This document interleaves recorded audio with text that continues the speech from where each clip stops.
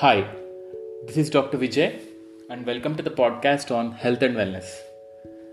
Thank you for all the responses and reviews on my earlier podcasts, and from this week I am adding a new segment to this podcast under the name of Doctor vs. Doctor. And on our first episode in this, we are going to discuss about crucial yet less talked about topic, women health. Right. Every day we see and feel the role of women in our life, either in the form of mother, sister, cousins, friends, wife, or colleagues. And India, as a country, has come a long way in uplifting and providing equality for both women and men in all the fields. We see many people who speak on women issues and the difficulties they face at work or at home. We have seen a lot of women who have excelled in their fields and are playing key roles in taking the nation forward. And yet, we are lagging behind at one major aspect, that is women's health. Our parents gave us all the freedom to talk about all issues, but when it comes to certain problems related to women's health, we hesitate to open up. The problem is more if there is no girl child in the family. Being a doctor myself, I am still not entirely comfortable in talking about those issues with my own family. And I keep seeing patients coming in OPDs with diagnosed cancers at advanced stages. Probably the reasons for this are lack of awareness, talking about issues related to women's health being still considered a taboo in the society, and they go through multiple issues during their reproductive years of life and they presume certain unusual symptoms to be normal.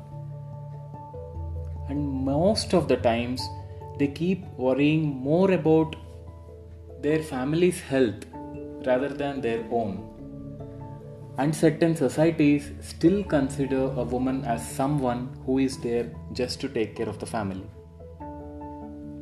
But still, governments of India have brought in many changes in the form of women education, maternal health, conducting awareness generation programs to educate women about cancer and distribution of sanitary pads, etc. I feel some push into this territory would save an enormous chunk of Indian women, the main ones behind successful India, from life-threatening gynecological cancers. And with this, we shall just go ahead into our topic today, the unspoken fear. And we have with us a young under-dynamic obstetrician and gynecologist who is practicing fetal medicine as her area of interest, Dr. Shweta Velineni. Let's welcome her.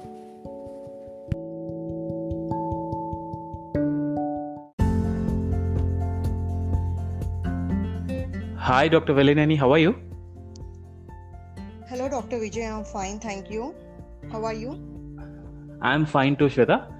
Shweta, as we are discussing about a topic on women health, and as you are in the front line dealing with women issues and their psychology, and you would be even meeting women from all strata, I guess, I would like to know the major differences which you have noticed in the awareness about cancer among women. Is it same at all the levels?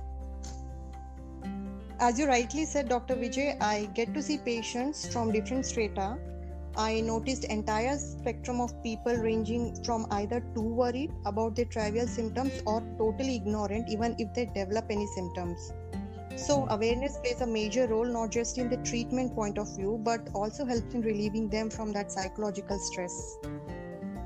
Okay, right, Shweta. So I think let us try to discuss some more points which may be of help. And my first question is about periods. Like what is normal, what is abnormal, and when do you think they should meet you, Shweta?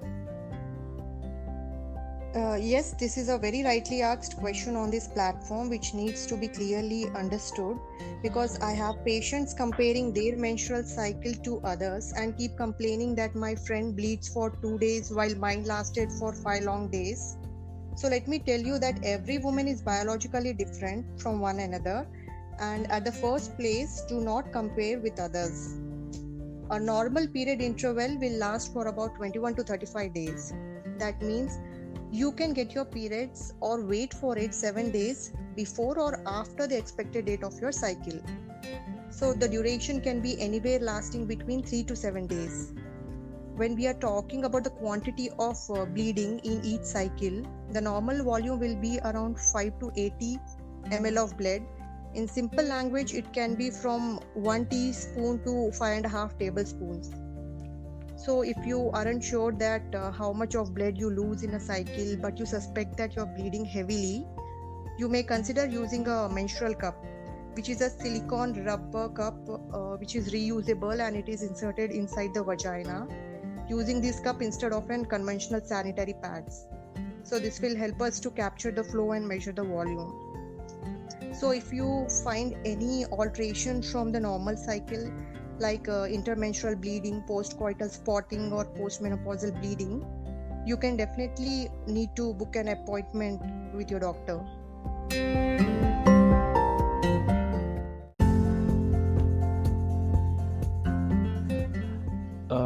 Right, Shweta. So the flow calendar should be maintained as per your answer, and any postmenopausal bleed has to be evaluated irrespective of the amount. And most importantly, intermenstrual spotting or postcoital bleeding have to undergo evaluation. Right, Shweta? Yes, exactly, sir. Okay. So shall we carry on the second question, Shweta? It's in relation to ovaries. Yes, sir. Okay. So as cancer specialists, we keep seeing many ovarian malignancies presenting at advanced stages. And I do understand that it creates a lot of confusion, as the chance of any cyst being benign or malignant varies with age. So what do you look for in an ultrasound when you perform it, and when do you think that the patients have to be worked up further? As you rightly said that there are doubts about ovarian cyst turning into cancer. Approximately 80% of the gynec scans which I do in a day turns up to be an ovarian cyst. And every woman asks me whether this ovarian cyst is going to turn into a cancer in future.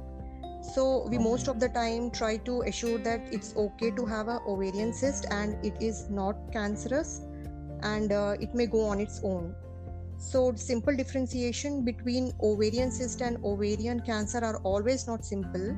We look at certain findings on imaging, like whether it has septations, what kind of blood supply it has, what is the solid component of the variant cyst. In certain cases, we may also order for additional imaging such as CT scan or pelvic MRI that often helps to differentiate between benign and cancerous ovarian cyst. Additionally, sometimes when we counsel the patient while taking their history, we also ask them about their family history, if it is in the genetics and all. So it will potentially put them on higher risk of cancer. Okay. So right. So in addition, we are getting a CT scan of abdomen and pelvis if it is suspicious in ultrasound, and also we do get the CA-125 levels. So I agree with you, Shweta, that majority of ovarian cysts are benign, right? Yes, sir.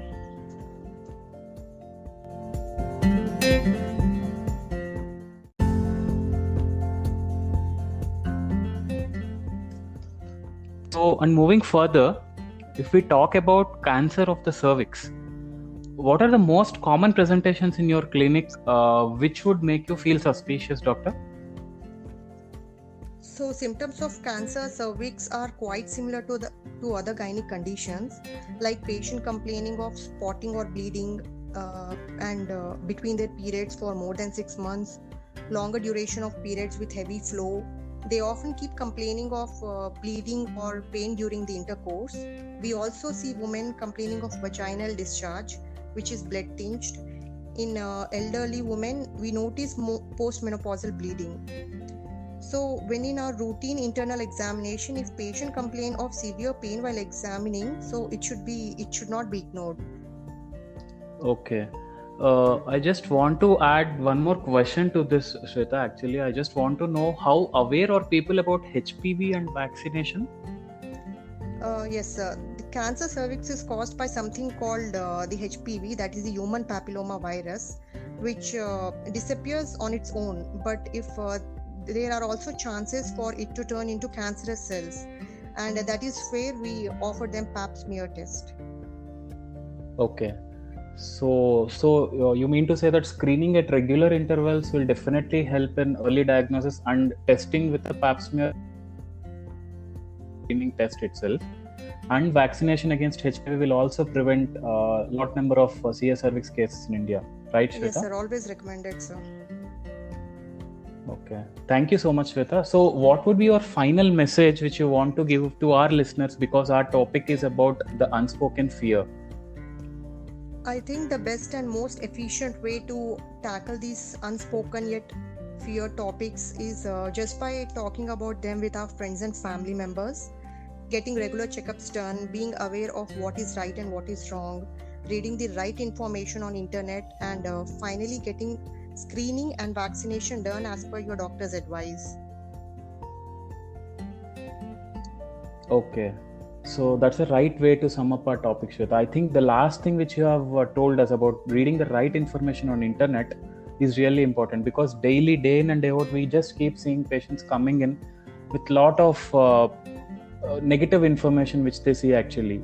So I think I recommend, and I think you also recommend the same, right information is really important. Thank you very much, Shweta. Thank you, sir.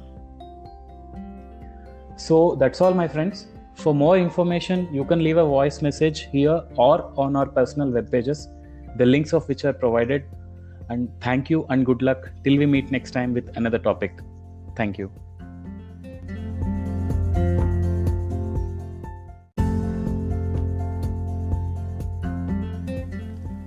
Just a small note, my friends. The conversation in this particular episode in between Dr. Shweta and me was like she addressing me as sir, and that was just because of the way how during our MBBS we used to call our seniors, and she happened to be from 2006 batch of MBBS and I was from 2004 batch, so our conversation went on in that way, and there is nothing that she is a subordinate or something. We are equally good in our professions, and I do respect her in the way how she is giving her services to the society. Thank you.